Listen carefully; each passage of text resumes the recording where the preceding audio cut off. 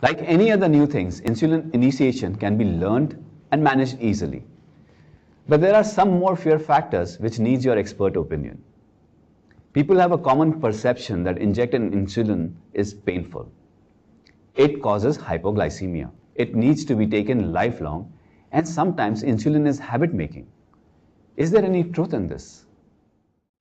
So these are the modern insulin pens. So nowadays many devices, new devices, pens are available, which are very patient friendly, very simple regimen, and also very thin needles, 4 mm needles. So because we can have very minimal pain. So not like with the syringes, we can experience very minimal pain. So and also the newer insulins, also the other advantage is less hypoglycemia risk.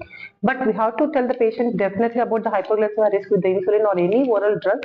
So if the hypoglycemia in emergency, it's better to keep these glucose tablets. So immediately these are the chewable tablets. So to avoid the risks of hypoglycemia, okay, damage occurring because of the hypoglycemia.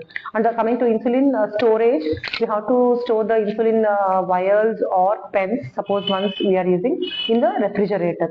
Almost like 2 to 8 degrees centigrade. Never freeze your insulin. Don't keep in the freezer compartment. And also we can keep in the room temperature. So normal pens.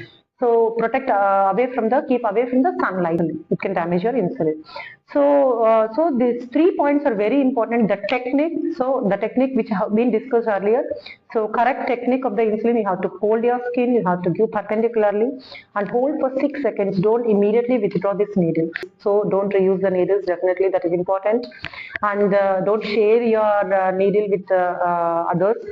So, and site rotation is also very important to avoid the lipohypertrophy and also other complications. It is a common myth going on, like once insulin starts, the patient has to take it lifelong. So definitely it is a myth. So insulin is not an addictive drug. Please remember, it's not an addiction. Definitely we can stop insulin if the suppose sugar levels, we are able to control sugar levels for your patient.